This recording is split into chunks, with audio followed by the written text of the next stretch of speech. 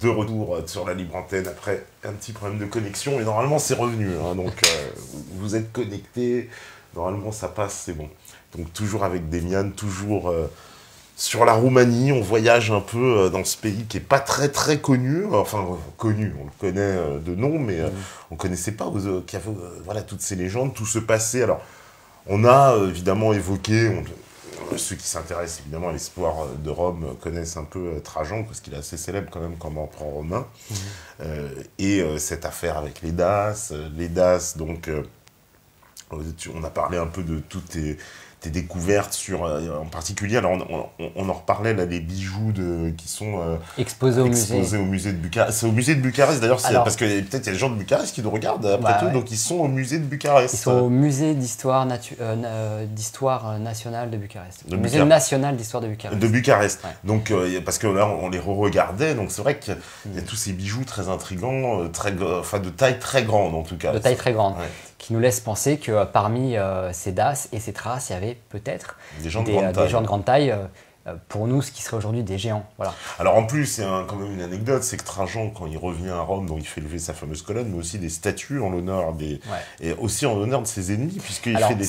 Voilà, ce qui est étonnant, c'est qu'il fait ériger à Rome des statues de 3 mètres de hauteur à l'effigie de ses ennemis. Ce qui est assez étonnant. Et ces statues, elles font plus de 3 mètres de hauteur et elles sont nettement plus grandes que les statues qu'il fait ériger en mémoire des soldats romains. Des Romains. Donc il y a beaucoup de polémiques autour de ces tailles de statues. On se dit mais pourquoi est-ce qu'il a fait des statues aussi grandes?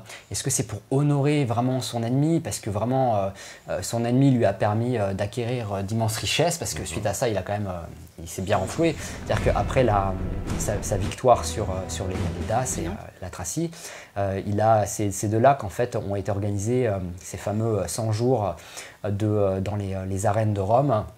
Les jeux, les fameux jeux romains, ces combats entre gladiateurs, animaux, voilà, ça a été pendant 100 jours d'arènes gratuites pour tous les Romains, en guise de divertissement et en symbole de victoire.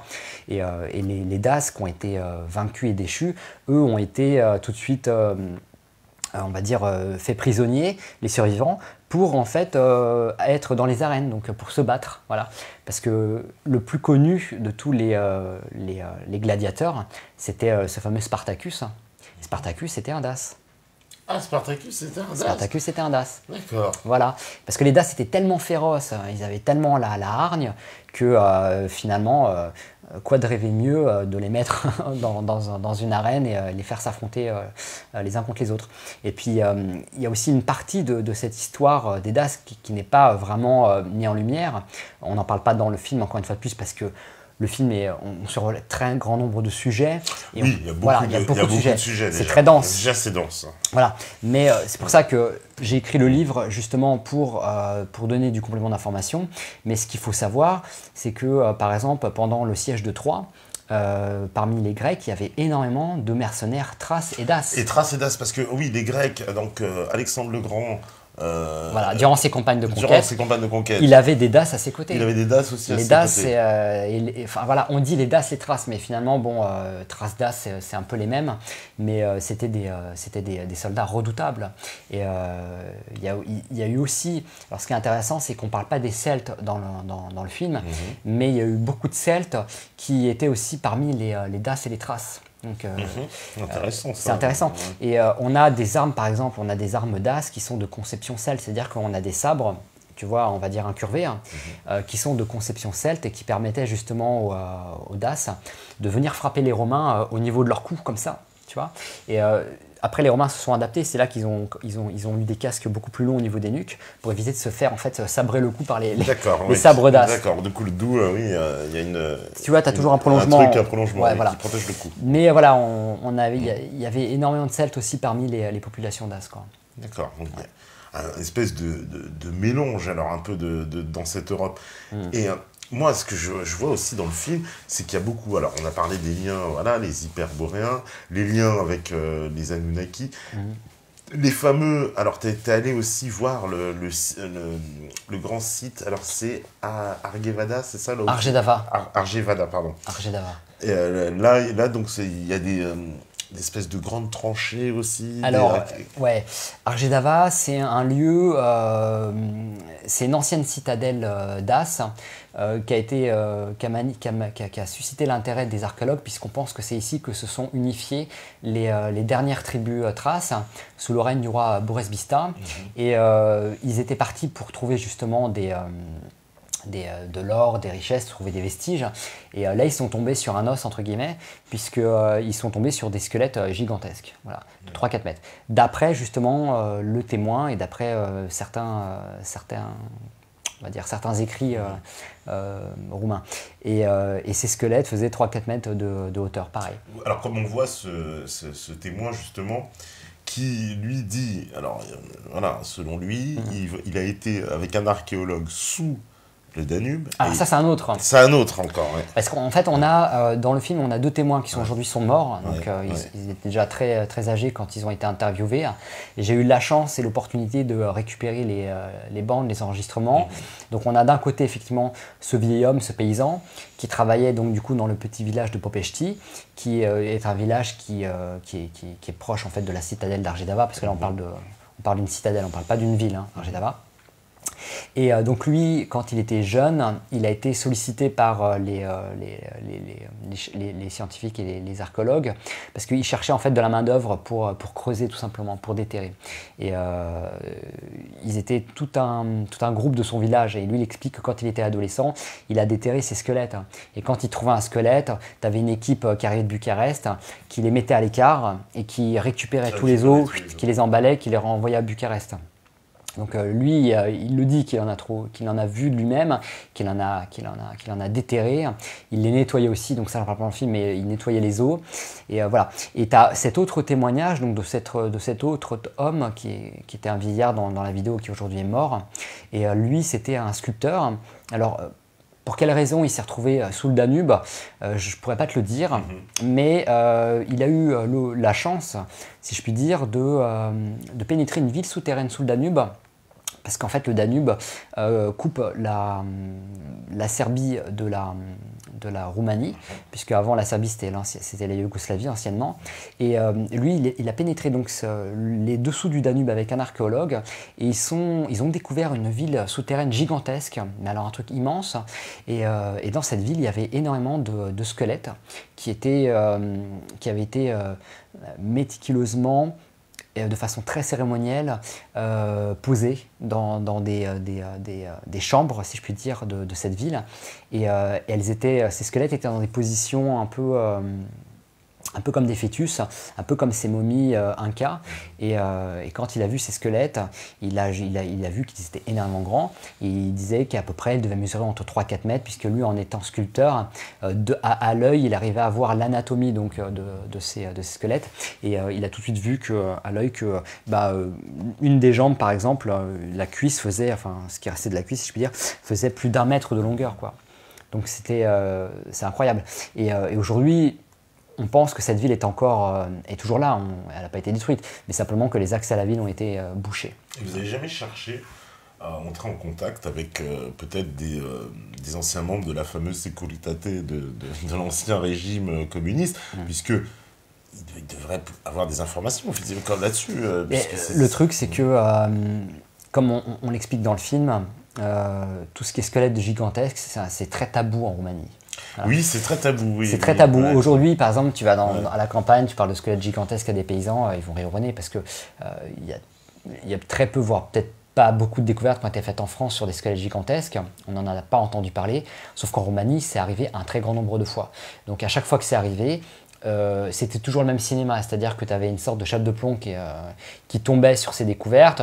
Les villageois étaient menacés par les autorités du pays. Des fois, c'était l'armée, des fois, c'était la Securitate, des fois, c'était même des Russes qui étaient là, quoi. Alors que ce n'étaient pas des Roumains, des Russes quoi, qui étaient là et qui mettaient leurs affaires justement dans ces découvertes. Et on menaçait les gens de les faire disparaître, ou alors on les menaçait tout simplement de leur prendre tout ce qu'ils avaient ou de leur faire perdre leurs emplois. Enfin voilà, tu vois déjà que la Roumanie, c'est un pays, quand tu sors des villes, la pauvreté est très présente. Voilà, ces gens n'ont pas envie d'avoir des soucis, quoi. Voilà, donc c'est très difficile d'arriver à faire en sorte que les langues se délient, mais on a d'autres témoignages de gens, de personnes qui témoignent justement, qui ne veulent pas montrer leur visage, qui témoignent à visage couvert et qui nous expliquent clairement en fait ce qui a été trouvé là-bas, quoi. Oui, parce que est-ce qu'on peut dire voilà, qu'il y a une volonté, on va dire, des autorités roumaines de vouloir cacher, parce qu'à un moment donné, même, voilà, quand il y a je me rappelle plus de son nom, celui qui a fait le film, là, le réalisateur qui parle. Daniel Roxin. Daniel Roxin, ouais. Qui parle des tablettes, et il dit, oui, mais bon, ces tablettes, il allait les photographier, ouais. Et il n'y en avait plus, parce que, visiblement, elles avaient disparu. Mais, bon... Je vais faire mon zététicien, mais ouais. Elle peut avoir disparu parce qu'on les a volés, tout simplement. Parce que c'est du plomb, hein, il faut préciser. Ouais. Donc ça a une valeur un peu.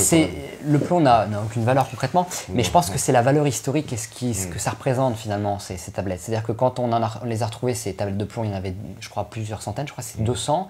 Et quand ce fameux Daniel Roxin, justement, qui s'intéressait énormément à ce sujet, est allé les photographier à Bucarest, il en a vu que 34. Et quand il a demandé où étaient passés les 160 autres, on lui a dit que bah non, on n'est pas au courant qu'il y en avait 160 autres. Alors pourtant, il y en avait 200 qui avaient été répertoriés par un chercheur bien avant lui.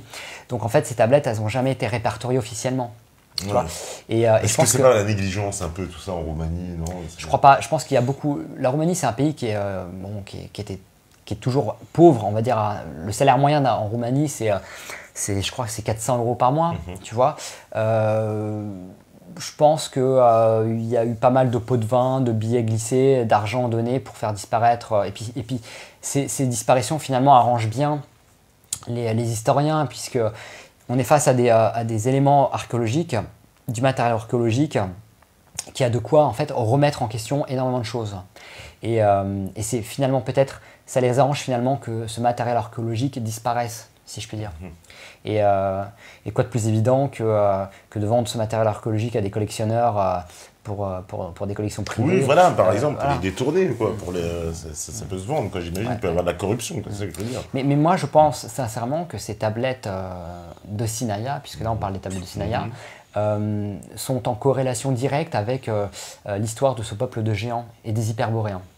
Pourquoi? Parce que justement, comme je le montre dans le livre, dans le film, tu n'as pas le temps de trop le voir, mais dans le bouquin, on voit clairement, en fait, sur une tablette, tu vois un combat entre des hommes et des géants. Alors oui, ils ont un bouclier, c'est ça? Ils ont un bouclier avec dessus une espèce de symbole sur le bouclier. Symbole qui évoque vraiment l'hyperborée, parce que là, c'est un symbole qui est schématisé, mais tu vois clairement, en fait, la représentation des fameuses 4 îles et de l'élément central. C'est vraiment le blason, quoi. Et je pense que plutôt que d'écrire hyperboréen au-dessus de leur tête, c'était plus facile de les symboliser avec justement une représentation schématique de ce fameux continent dont ils seraient issus. Et je pense qu'il y a une corrélation entre ces hyperboréens et ces tablettes. Pourquoi? Parce que sur les tablettes, tu vois clairement un symbole, justement, qui est attribué à l'hyperborée. Donc ce fameux trident que je te montre dans le livre ici, tu vois ce trident-là, voilà, ce symbole. On peut le montrer à l'image, peut-être, si on le voit. Ouais. Je ne sais pas si on arrive à le voir. Ouais, on m'a dit qu'on le voit. Ce symbole, c'est un symbole qui est lié à l'hyperborée. Voilà. Parce que quand les hyperboréens auraient créé l'Atlantide, la Lémurie, etc., ce symbole aurait été attribué justement principalement à la Lémurie. D'accord. Voilà. Et tu retrouves ce symbole de façon très fréquente sur un grand nombre de tablettes de Sinaia. Voilà. Et tu retrouves aussi le svastika, la fameuse croix gammée. Alors la fameuse croix gammée. Voilà. Donc ça, tu le retrouves aussi sur ces tablettes en quantité astronomique, mais pas comme un élément décoratif, mais comme on va dire vraiment un symbole d'écriture. C'est parmi d'autres symboles, et elle a un sens vraiment très spécifique. Alors tu mets le yin et le yang aussi, on le retrouve aussi. Le yin et le yang, oui. Alors ça, c'est encore un autre sujet, parce que le yin et le yang, tu le retrouves sur d'anciennes céramiques qui remontent au néolithique, et pourtant le yin et le yang, c'est un symbole qui est normalement attribué à l'Asie, quoi. Voilà. Et tu le retrouves sur ces céramiques. Et tu apprends en fait dans le film qu'il y avait aussi des échanges commerciaux entre ce peuple qui s'appelle Cucuteni, avec, on va dire, une civilisation de Yangshao, c'est ça, une civilisation chinoise qui était la civilisation de Yangshao. Yangshao, ouais. Et pourtant, là encore, on te force est force est de constater qu'il y a eu des échanges, tu vois. Il y a eu des échanges commerciaux, il y a eu des échanges de plein de choses, puisque ces principes ces céramiques, la façon dont elles ont été peintes, les motifs sont exactement similaires aux pigments que tu retrouves sur ces céramiques chinoises. Donc, et pas que ça, je veux dire, le svastika, pour en revenir, tu le retrouves aussi sur le continent américain. En Inde, tu le retrouves partout. Oui, en Inde, tu le retrouves beaucoup. Donc il y a eu un moment, un élément central, c'est-à-dire qu'il y a eu une influence. Alors est-ce que ce sont les hyperboréens ou les descendants des hyperboréens qui seraient les boréades? Est-ce que ce ne serait pas justement cet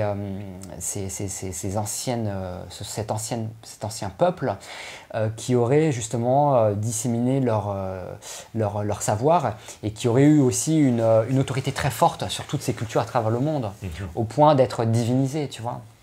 Ouais, d'ailleurs, on dit qu'on les retrouve aussi chez les Celtes, le yin et le yang. Ah bon? Ouais, chez les Celtes.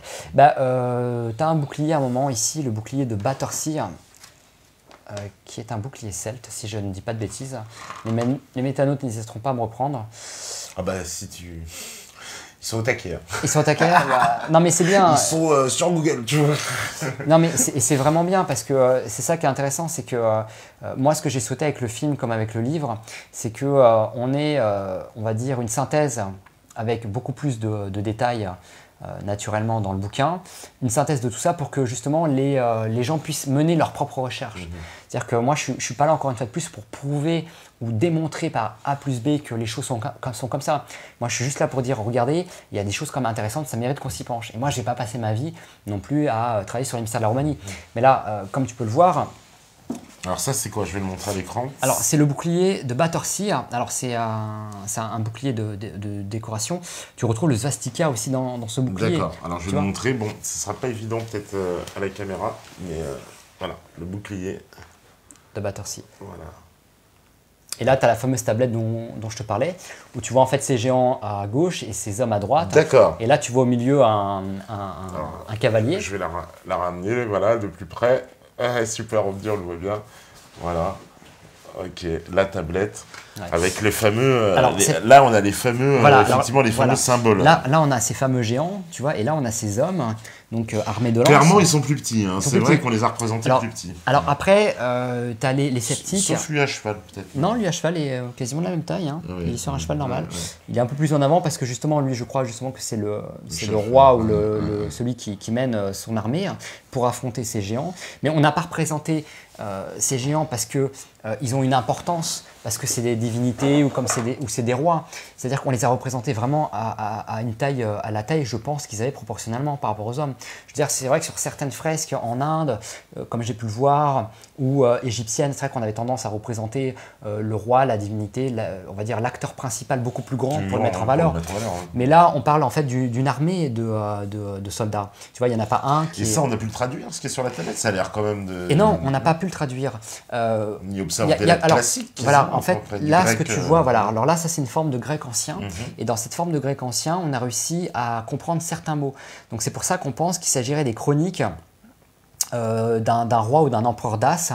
Mais il y a d'autres éléments qu'on ne peut pas comprendre, puisque là, comme tu vois, on a une autre forme d'écriture qui apparaît ici, qui n'a pas été traduite par les linguistes parce qu'on ne la comprend pas. Parce qu'en fait, ce qui manque pour comprendre ces tablettes, c'est une pierre de Rosette. Tu comprends? Et c'est ça qui pose problème. Mais là, comme tu peux le voir, on retrouve ce symbole hyperboréen, tu le retrouves là aussi. Et là, tu as un symbole aussi, ce trident, ce fameux trident, que tu retrouves en fait à Lourdes. Sur certaines plaques à Lourdes. Je vais te montrer. Voilà, ici. D'accord. Tu vois, et cette écriture à Lourdes n'a pas été, on va dire, comprise, et aujourd'hui est toujours un mystère pour les personnes qui sont penchées dessus. C'est-à-dire qu'à Lourdes, tu as des plaques des fois, et on ne sait pas du tout ce que veulent dire ces symboles. Et il est clairement évident... oui. Eh bien oui, sinon, il faut qu'on partage. Voilà, comme ça. Mais je ne sais pas s'ils vont arriver à voir, c'est un peu loin. Si, parce qu'ils zooment. D'accord. Ouais, t'inquiète, ils voient. Voilà, donc les plaquettes, donc ça, ce qu'on trouve à Lourdes, d'accord, sur une église, c'est quoi? En fait, sur la cité fortifiée au centre de Lourdes, hein, cette fameuse... D'accord. Voilà. Et voilà. Et aujourd'hui, on ne sait pas d'où viennent ces symboles. Et ce qui est intéressant, c'est que ces symboles, on les retrouve sur les tablettes de Sinaïa. Donc, il y a pu avoir aussi une interaction avec des Celtes, voilà, d'anciennes cultures en France, avec ces géants. Voilà. C'est du moins en fait l'idée qui fleurit, en fait, on va dire, dans mais mon en esprit. France, il y a des traces de ça, justement, des géants, à part, des choses qu'on pourrait assimiler à des choses que tu as découvert en Roumanie, justement. Alors, il y a des découvertes qui auraient été faites en France, des découvertes de squelettes géants. Ah ouais. Oui, en France. En France. Pas mal, oui, pas mal. Je n'ai pas de photos là-dessus. Alors, je lance un appel à une personne avec qui j'ai essayé d'entrer en contact qui a des photos de ces squelettes géants. Ah ouais. Oui. Alors, je ne sais pas si on peut citer son nom, vaut mieux éviter. Bah, je sais pas. Tu prends un risque. Après, je sais pas si elle a pas peut-être pas envie. Je sais pas. André, si tu m'entends, il faut absolument que tu partages tes photos de squelettes de géants, s'il te plaît. D'accord. Voilà. Donc, ça fait 1 an que je tanne pour voir ces photos. Donc, je commence un peu à douter, mais apparemment. Il a des vraies photos. Parce que les photos de squelettes de géants, il y a des photos qui ont circulé sur Internet à un moment donné. Tout est faux. Ouais. Tout est faux. Tout est faux. C'est un concours Photoshop. Alors, oui, c'est un concours Photoshop, et puis il y a aussi pas mal de Alors, c'est mecs. quoi l'affaire? Parce que moi, j'ai vu ces photos-là, on les retrouve sur tous les sites en me disant, oui, c'est des trucs de géants. Mais après, on a appris que c'était une opération. Non, mais c'est vrai qu'au tout début, il y a eu forcément, de ce que j'ai entendu dire, un concours Photoshop. Voilà. Voilà, bon, ça c'est une chose. Maintenant, aujourd'hui, tu as encore des gens qui s'amusent à faire des fausses images sur Photoshop et qui publient ça. Voilà, aujourd'hui encore, tu en as qui s'amusent à en faire. Moi, pour le film, j'ai dû fabriquer des images. D'ailleurs, on le dit dans le film, en reconstitution, mais il me fallait des images pour illustrer un épisode du film. Et on a reconstitué, moi j'ai reconstitué ces excavations, ces fouilles avec des images, et j'ai mis en scène justement des squelettes de géants. Mais bon, c'est une reconstitution. Ce qui est intéressant, c'est que moi j'ai rencontré le ministre en Roumanie, un ministre avec son conseiller. Ils étaient très enchantés de savoir que j'étais en train de faire un film sur la Roumanie. Et d'ailleurs, ils m'ont encouragé, ils voulaient me filer toutes les autorisations et les accès, etc. Ils voulaient même en fait me mettre en contact avec d'anciens officiers militaires qui auraient pu m'apporter des informations sur certains événements et certains phénomènes qui se sont produits en Roumanie, dans la région de la Transylvanie. Et j'étais super content parce que là, j'allais avoir des militaires. Et ces personnes-là, donc ce ministre et son conseiller, m'ont dit clairement, je leur ai posé la question, je leur ai dit, est-ce que c'est vrai cette histoire de squelette? Ils m'ont regardé dans les yeux et m'ont dit, oui, c'est vrai. Ils m'ont dit, effectivement, on a bien eu des squelettes de géants en Roumanie, on en a retrouvé énormément, mais vous ne verrez jamais de photos sur le net. Il m'a dit, toutes les photos que vous voyez sur le net sont des fausses photos, sont des fraudes, des fakes. Et ils étaient vraiment sur d'eux. Et pour être aussi sûr, pour moi, dans mon esprit, c'était évident qu'ils avaient peut-être et probablement vu des vraies photos de squelettes, justement, qui remontaient à ces découvertes au siècle dernier. Et par défaut, sur Internet, ils n'ont pas retrouvé les photos qu'eux avaient vues. Donc ces photos n'ont pas fuité sur le net. Mais ils m'ont confirmé que la plupart des photos, ou même voire toutes, sur le net étaient des fraudes. Voilà. Il y a une sorte de chape de plomb, encore une fois, sur cette histoire de squelettes de géants. Pourquoi on nous cacherait? La question qu'il faut se poser, c'est si ces découvertes de squelettes sont vraies, si tout ça c'est authentique, pourquoi est-ce qu'on voudrait nous le cacher? C'est la question qu'on doit se poser, tu vois.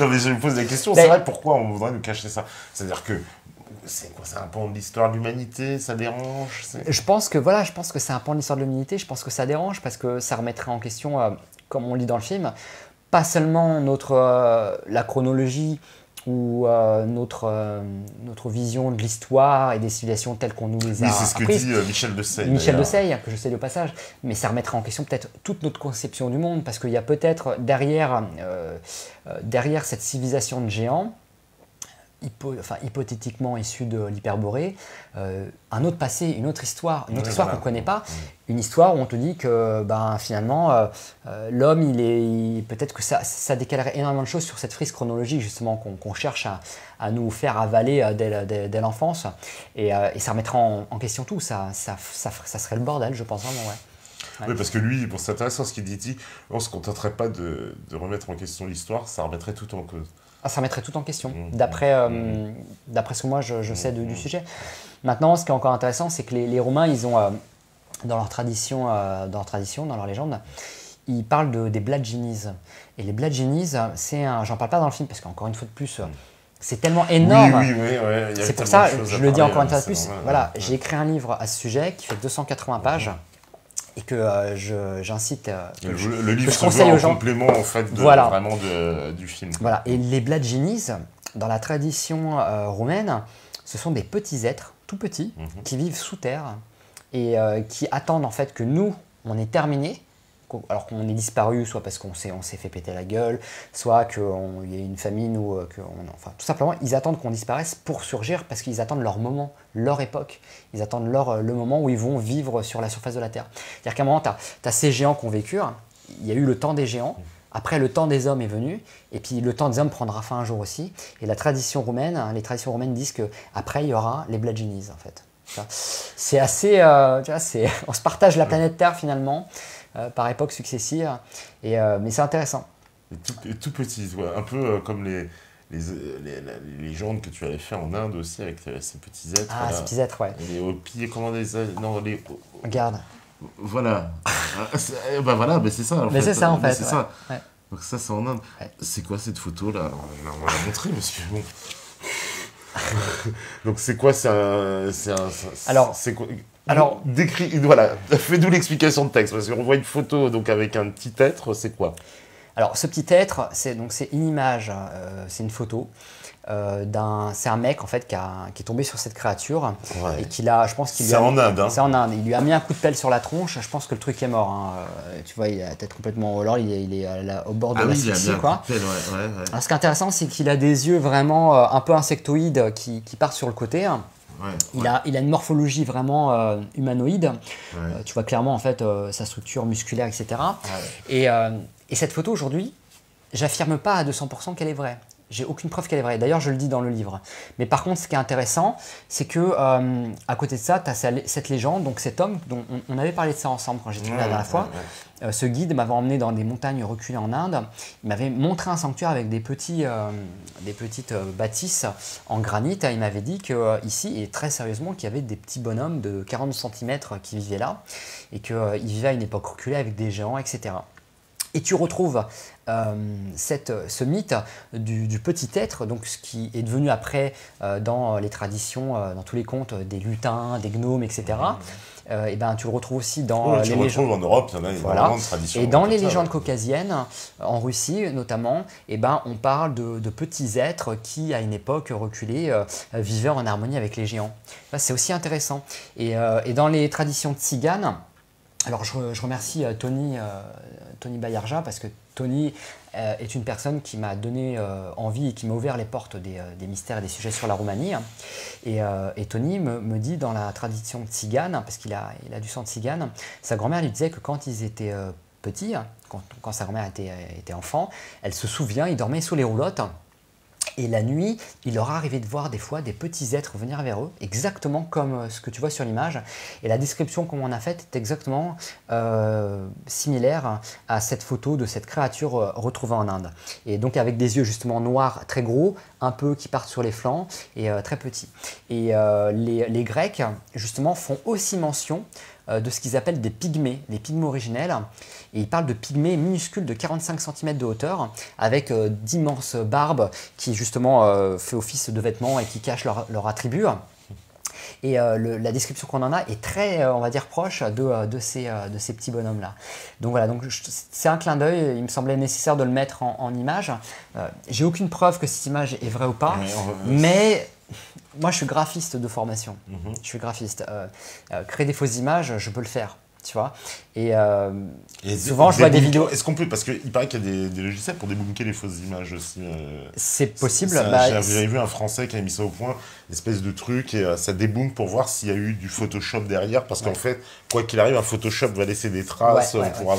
Et ben moi, scanner des contours, j'ai envie de dire, j'ai envie que cette image, elle passe dans un logiciel justement de débunkage. Je serais vraiment intéressé de savoir. Parce que c'est ces mecs-là qui avaient à l'époque, juste pour l'anecdote, mais qui avaient débunké la fausse photo de Ben Laden mort, qui avait été présentée dans tous les médias par la CIA en disant c'est la photo de Ben Laden mort. Et 3 heures après, en fait, ces mecs-là qui avaient ce logiciel, ils avaient débunké, c'est une fausse photo. Ils avaient montré d'ailleurs l'original en disant regardez, c'est ça l'original. Et toutes les télés avaient dit oui, c'est un fake qui tourne sur Internet et tout le monde s'était disculpé. Alors 3 heures avant, ils nous avaient montré la photo de façon hyper officielle. Quoi. Donc on peut débunker une fausse photo. Voilà, on peut débunker une fausse photo. Mais moi, en tant que graphiste, je vais te dire un truc. Ce serait super compliqué de faire ça, par exemple. Ça. Je l'ai retourné sur toutes les coutures, cette photo. J'ai zoomé dedans, j'ai regardé, et je trouve que c'est hyper bien fait.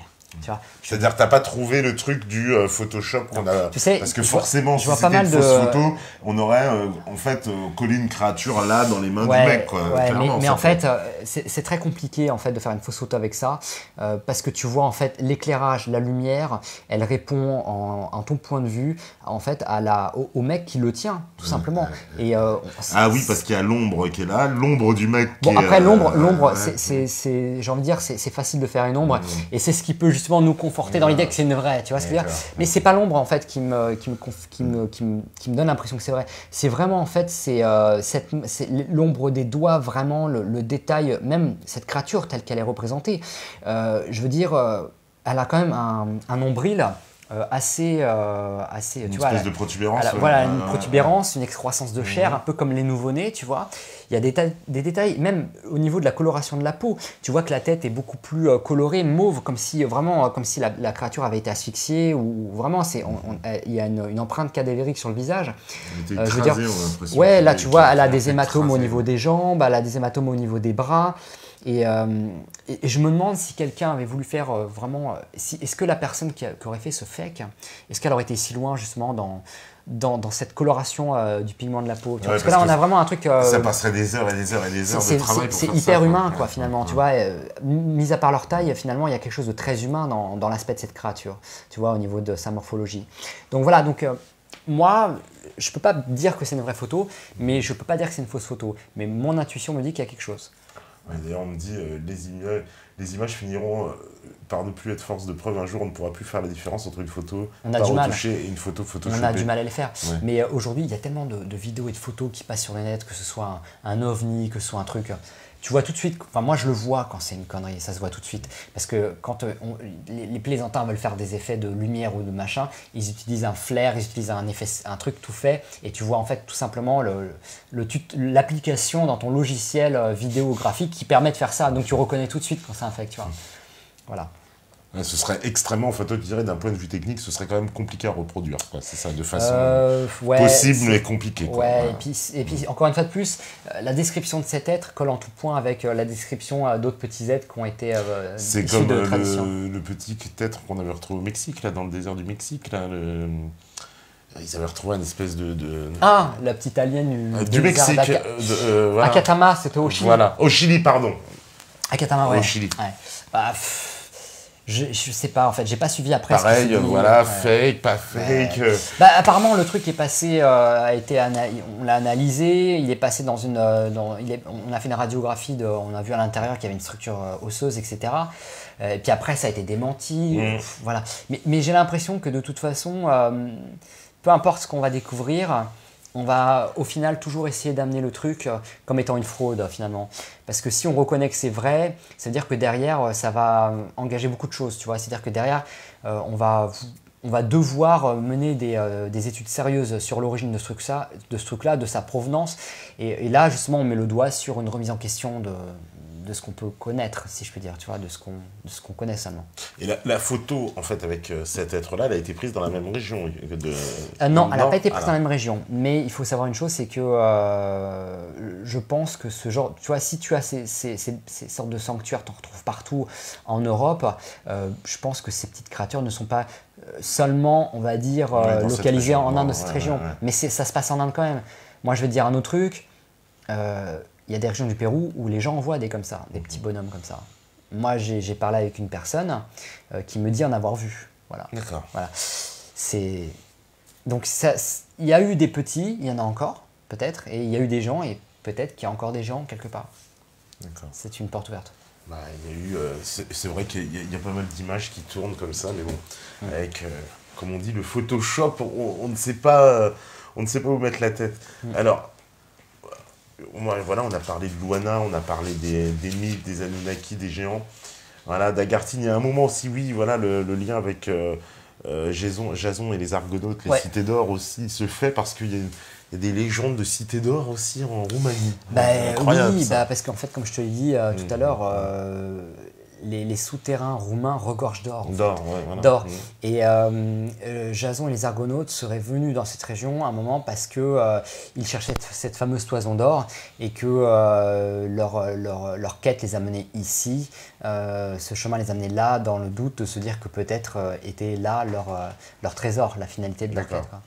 Donc, ouais, parce que tout est lié. Alors, il y a aussi un sphinx aussi. Alors, on ne sait pas trop s'il est naturel ou si... C'est vrai que, bon, voilà, il a une espèce de forme un peu qui rappelle le sphinx, mais bon, on peut pas savoir si c'est une érosion naturelle ou c'est si le fameux sphinx de Bouchegui, ouais. Celui-là. Voilà, c'est l'emblème en fait du film. Ouais, voilà. Et si j'ai choisi de porter ce symbole en fait sur le livre, c'est parce que ce sphinx, c'est vraiment l'énigme. Le sphinx, c'est représentatif de l'énigme. Et quelque part, c'est le symbole fort de l'autre terre des dieux. C'est-à-dire qu'on est dans un ensemble de mystères. Et ce sphinx est le sphinx du mont Bouchegui. Et au sommet de cette montagne, tu as une sorte de sphinx que tu peux voir seulement sous un certain angle. Et si tu tournes autour d'ailleurs, tu vas voir que son visage change et que on va dire l'autre côté est complètement détruit. Donc tu en as qui disent que c'est naturel, c'est un phénomène naturel, c'est l'érosion, etc. Et qu'il a été... et que voilà, c'est un clin d'œil, voilà, ça ressemble à une tête et les gens viennent le voir pour ça. Mais d'après les traditions DAS, c'était une sculpture en fait à l'effigie du roi, enfin du dieu Zalmoxis. Zalmoxis à la base était un prêtre, mais qui a été élevé au rang de divinité. C'est-à-dire qu'un prêtre devenu... un dieu, quoi. Et si tu regardes en fait le sommet de ce sphinx, tu revois en fait ce côté bonnet phrygien que portent les Das. Ouais. Donc c'est le symbole Das vraiment. Et ce sphinx regarde en direction du nord vers le mont Omu, le mont Omu, qui est juste en fait en face, à quelques centaines de mètres à pied. Et c'est le fameux mont où Zalmoxis vivait. Donc il vivait dans une grotte sur ce mont. Voilà. Et il descendait de sa montagne pour donner on va dire donner ses instructions aux empereurs, aux rois, etc. Mais c'était le dieu qui fallait pas... C'est les Zarathustra, quoi. Et il y a aussi les Trovantes. Alors ça, c'est étrange, cette espèce de pierre. Comment on dit les Trovantes. Trovantes, ça, c'est bien ça. Ouais. Les Trovantes, alors c'est des pierres, mais qui présentent des caractéristiques un peu ce qui est marrant, c'est que ces pierres, elles sont, selon... certaines traditions roumaines, bien sûr, encore une fois, on ne va pas généraliser, mais beaucoup attribuent cette légende des Trovantes au mythe des Anunnaki. Ouais. Pourquoi? Parce qu'en fait, on dit qu'avant que l'homme ne soit créé, il y aurait eu des essais des dieux Anunnaki, mais des essais ratés, et que ces essais ratés seraient ces fameuses pierres. Alors, ça peut prêter à sourire, on est vraiment dans le... Là, c'est vraiment le folklore roumain, encore une fois de plus, on raconte des histoires. Mais c'est intéressant parce que, encore une fois de plus, on a des pierres, des rochers à cet endroit-là qui sont uniques au monde. C'est-à-dire que ce sont des pierres qui grossissent comme des organismes vivants. Donc les pierres sont vivantes d'après les Romains et elles attirent à elles tout ce qui est pierre, poussière, cailloux et elles se fabriquent une carapace un peu comme une sorte d'aimant, elles attirent tout et elles grossissent, elles grossissent, elles grossissent. Et tu as des gens qui possèdent des pierres, des Roumains, et qui affirment en fait mesurer des changements dans leur taille tous les ans. Alors c'est infime, si on parle de quelques millimètres répartis sur plusieurs années, mais voilà. Et on ne sait pas comment ces pierres, elles attirent à elles la poussière, les cailloux. Et c'est assez intéressant parce que en même temps c'est très poétique, parce qu'on te dit que ces pierres sont vivantes et que c'était, on va dire, les essais ratés des dieux Anunnaki. Et voilà, et ces pierres ne sortent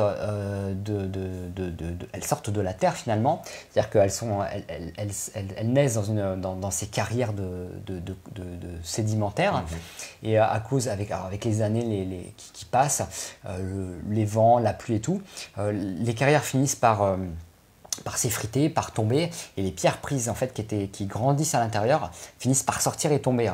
Et à partir du moment où elles tombent et qu'elles sortent, et ben en fait elles sont blanches quand elles sortent, et après elles vont se colorer en grise, donc naturellement je pense à cause de la poussière, etc. Elles vont devenir grises, et là en fait elles vont commencer à se fabriquer une carapace. Et ça c'est incroyable. Ouais, c'est ça qu'on voit, et puis bon, que tu peux mesurer en plus, une espèce de... Ouais. Voilà, parce que des gens se sont amusés à casser les carapaces pour voir s'il n'y a pas des trucs dedans, et en cassant la surface de ces roches, et ben en fait on voit clairement cette carapace qui se fabriquée, et juste en dessous tu vois la pierre telle qu'elle était quand elle est sortie de la carrière, quoi.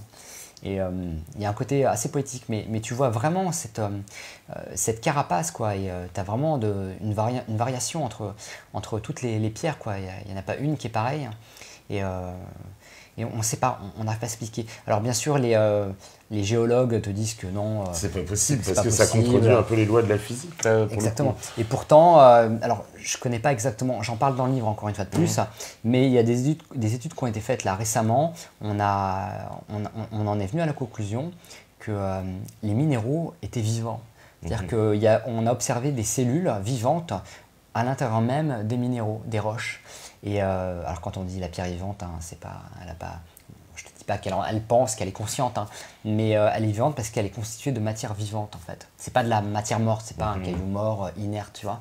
Il y a vraiment des cellules vivantes à l'intérieur. Donc ça c'est un sujet très intéressant que j'aborde encore dans le livre. Alors je le précise, hein, c'est juste l'instant pub. Le livre, on le vend sur le portail du savoir des anciens. Voilà, les gens peuvent le trouver via le site demian.com, demian.com. Mais vraiment, cette histoire d'organisme vivant, j'en parle un moment ici. Le truc, c'est que j'ai pas tout en tête. Tu vois, j'ai fait beaucoup de recherches et à un moment, je donne aussi beaucoup d'informations. Voilà. Alors, on va les montrer. Voilà. Donc là, tu vois, en fait, c'est une des pierres, et d'ailleurs Voilà. on dirait un peu un œuf, un peu on comme aurait dit un œuf alien, un peu, tu vois. vous voyez, et puis le dessus c'est rugueux un peu. Alors c'est très rugueux et tu as comme des cloques en fait, des boursouflures. Vraiment c'est comme si elle l'avait cloqué en surface. Ouais, voilà, c'est ça fait comme des cloques.